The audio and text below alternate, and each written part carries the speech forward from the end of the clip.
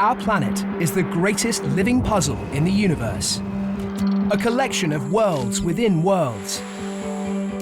Each one a network of relationships and connections between all their living parts, leading to the diverse and complex world we live in.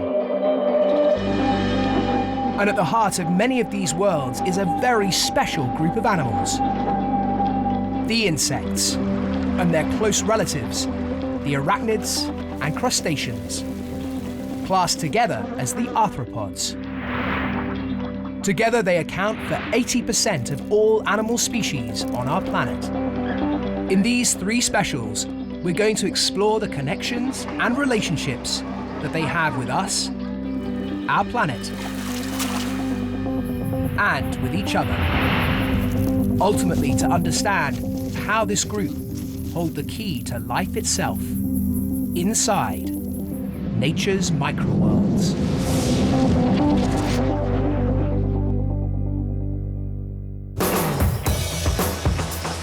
Arthropods are the most abundant and diverse group of animals in the world. They inhabit every continent and every ocean. From the harsh climate of Antarctica to the driest of deserts around the equator. From the luscious jungles to the highest mountain peaks.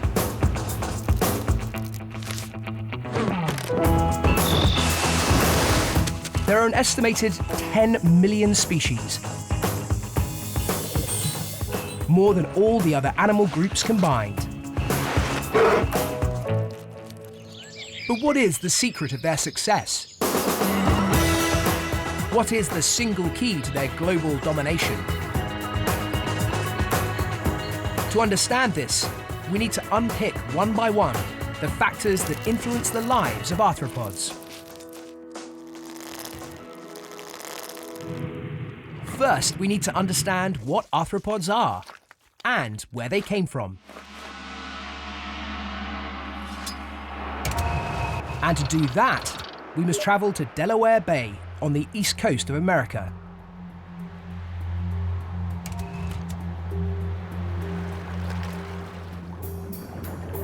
"400 million years ago, the first land animals pulled themselves out of the sea.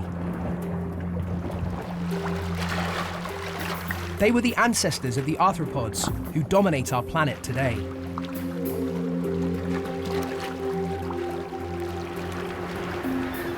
And each spring, on the highest tides of the full and new moons, a similar spectacle still occurs. These are horseshoe crabs, some of the most primitive arthropods alive today. They're here to breed. The males are 2/3 the size of their mates and cluster along the water's edge as the females arrive. Clinging to the female's shell, he's pulled up the beach, fertilizing her eggs as she lays.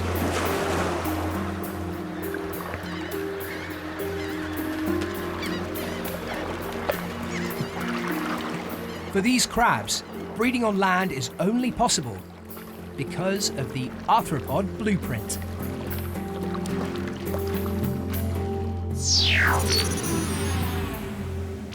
Their basic body plan is the same as all arthropods. A hard exoskeleton, segmented body, and jointed legs.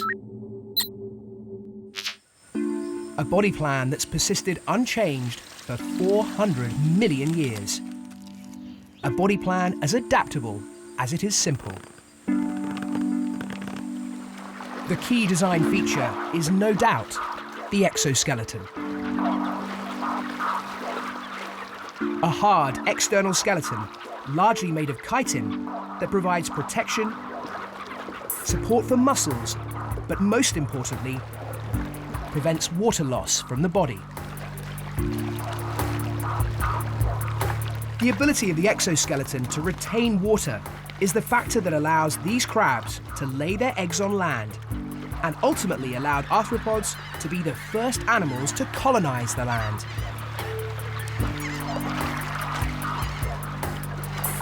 But even this master of design, the exoskeleton, has a weakness. How do you grow inside a suit of armor?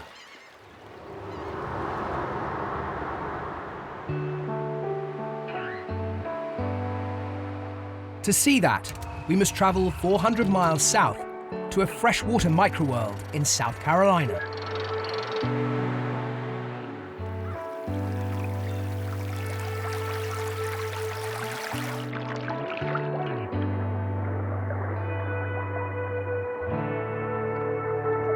This crayfish is getting ready to transform, something all arthropods must do to increase their size.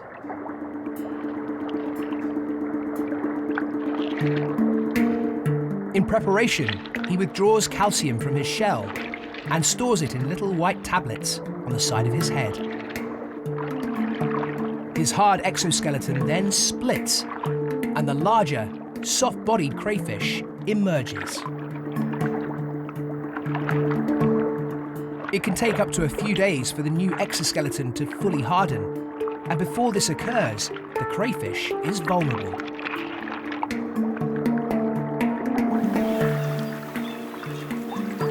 This queen snake is on a hunt for a meal. The hardened armor of the crayfish is too much for her, but she can detect the chemicals given off by the soft body of a freshly molted crayfish and knows this is her chance.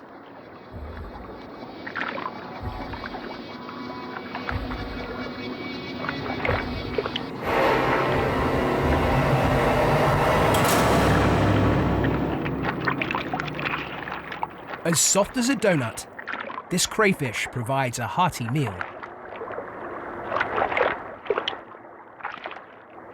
So the exoskeleton, vital to their success, also leaves them vulnerable. And it has another significant defining effect on all arthropods. It restricts their size.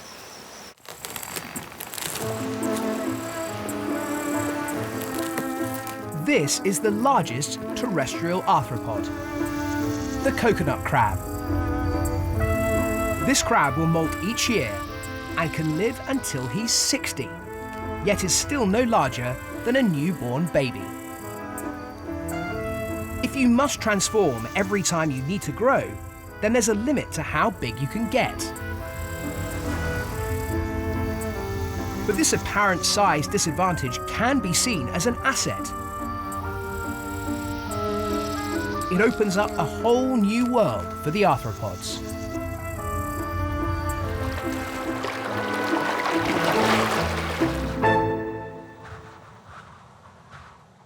And to see how, we must travel to the Flow Country in Scotland.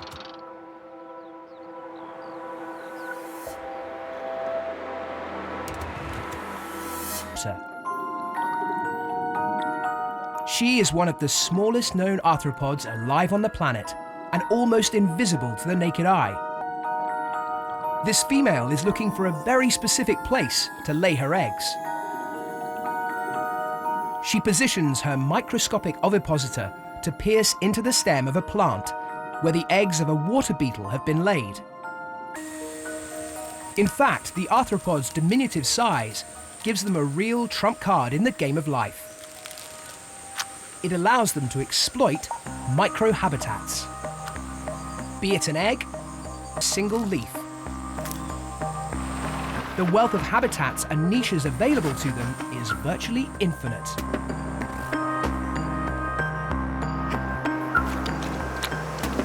But being small also makes them vulnerable.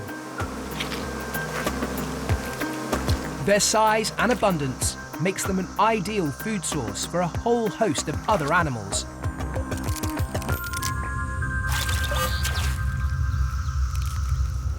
Including the biggest animal to have ever lived, the blue whale.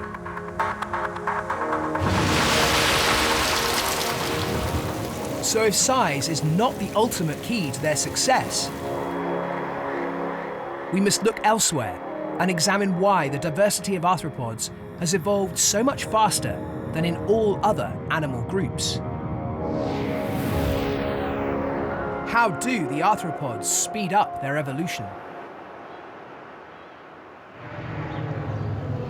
To find out, we must travel to a microworld in our very own back gardens.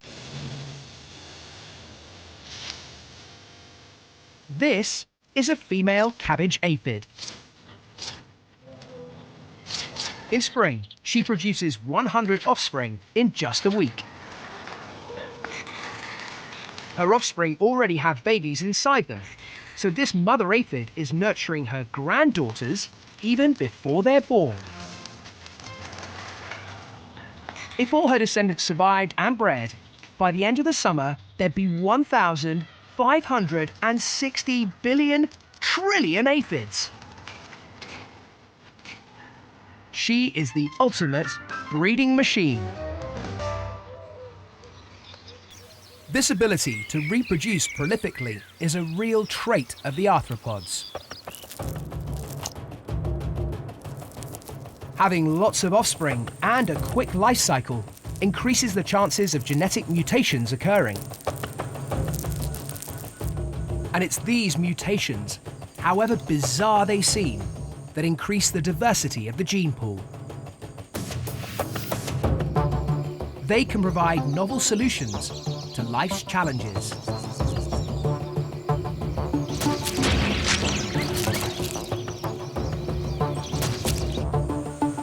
And ultimately lead to the evolution of new species. This means that arthropods have the ability to respond to opportunities and potentially fill niches faster than any other group of animals. This does give them a winning hand and provides another vital piece in our jigsaw.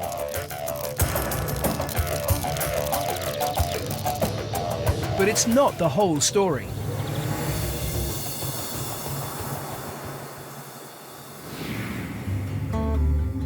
We've seen how arthropods have been around for over 400 million years. How their winning body plan has stood them in good stead for all this time. We've seen how their size enables them to exploit microhabitats, and rapid reproduction has accelerated their evolution. All factors that have enabled them to fly, squelch, crawl, and scuttle into the myriad of forms we see today. But there's a twist in the tale. For the real key to their global success and diversity, we must look much closer to home. To really understand the diversity of the arthropods, we must examine how the presence of other arthropods affects them. Firstly, let's look at what can be achieved when arthropods work together.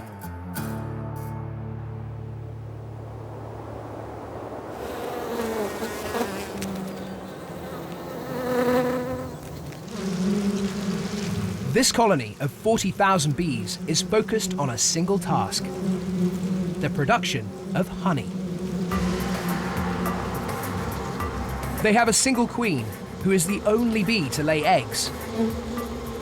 She can lay up to 2,000 in a single day. Each bee is roughly 1.5 centimeters in length.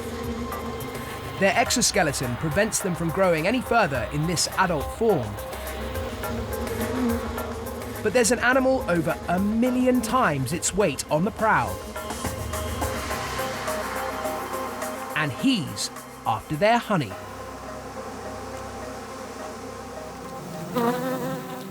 To lose their honey now would be fatal for their colony. It'll be their only source of food during the cold winter months. But this super society won't give up its hard-won prize without a fight. They attack and sting en masse. The first stinger releases an alarm pheromone that tells other bees to join in. The stings are barbed and hook into the skin of the bear.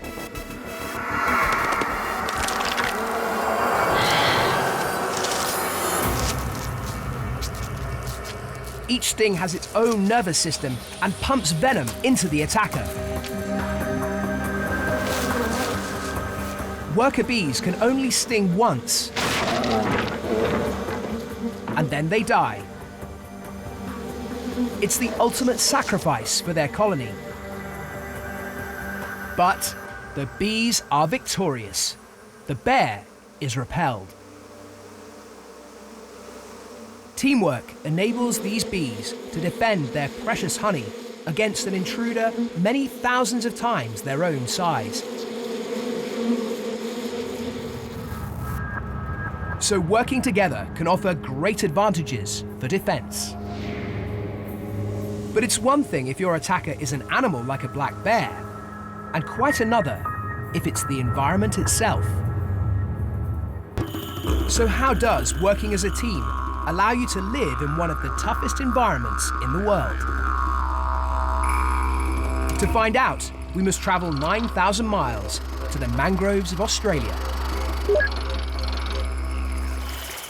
They may look like a benign place to live, but they're actually packed with potentially deadly natural forces. Hot tropical sun, salty water, and the risk of drowning with every high tide.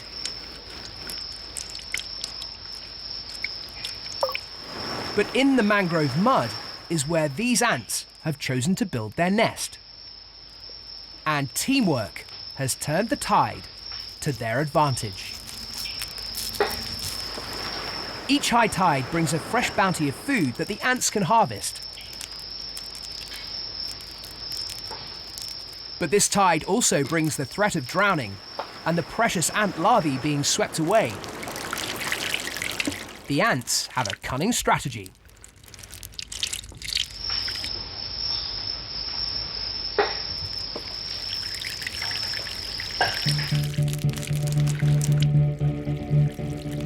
Every tide, these ants combine their forces and move the entire nest, larvae and all, into bell-shaped chambers they've built, which trap the air, keeping them safely above the waterline. Here they'll remain for several hours until the tide retreats.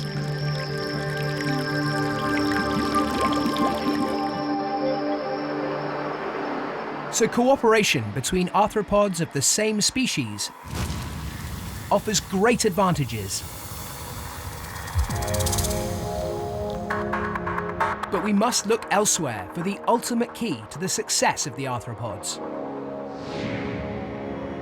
We must examine the idea that diversity stems not only from cooperation, but also exploitation.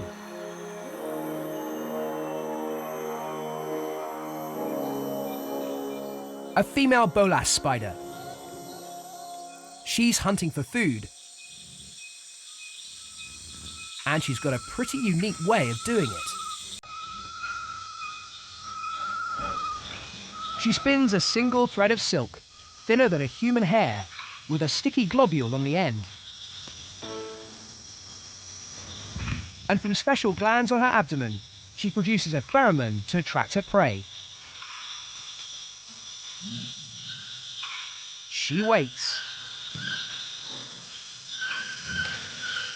An approaching moth, but she hasn't quite got her eye in.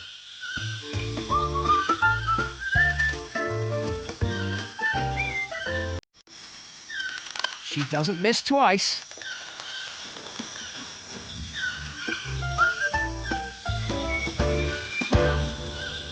So, arthropods affect their own diversity by providing a food source.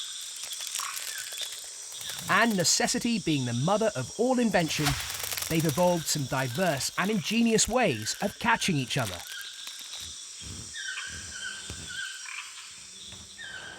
And when the pollen is finished, they'll consume the young of the digger bee.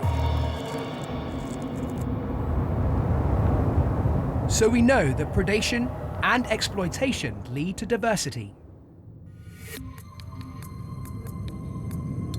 But there's one final factor that affects the success of the arthropods. one final vital key that unlocks a greater understanding of their world, and without which the array of life we see today would not be present, and it's diversity itself.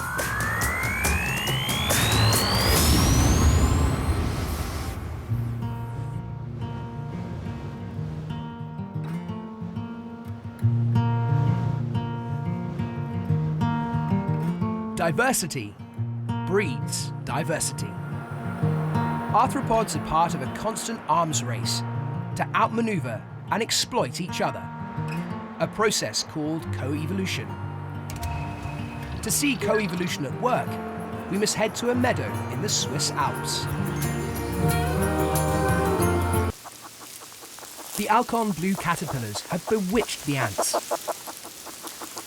They emit chemicals that convince the ants they're one of their own larvae, even producing noises similar to those made by the queen ant to ensure the royal treatment. Totel. But the ingenuity of this butterfly species presents a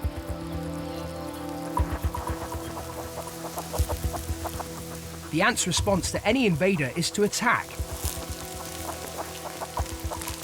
But she releases a pheromone that deranges the ants.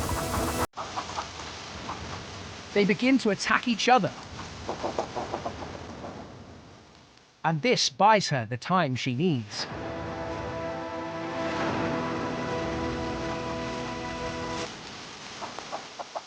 The wasp makes a beeline for the butterfly larvae, where she will lay her eggs. They have co-evolved. And this is the final vital key to the abundance and diversity of the arthropods, the process of co-evolution. All over the world, the opportunities presented by other arthropods are creating the pressure to innovate and evolve. No doubt this diversity wouldn't exist if it weren't for that winning body plan. Small size, ability to reproduce, work cooperatively, and finally, but it's this snowballing effect of diversity itself that raises arthropods onto a whole new level. The arthropods have lived, survived, and thrived on Earth for 400 million years. Through extreme climate change, volcanic events, ice ages, and the extinction of the dinosaurs. In fact, arthropods have survived and thrived when 99.9% of all species that ever lived have become extinct. They are the most successful and diverse group of animals to have ever lived.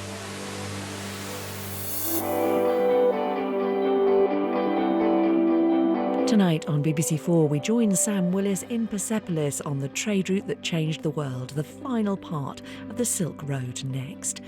Then discover David Attenborough's early adventures as never seen before with ZooQuest in colour at 9.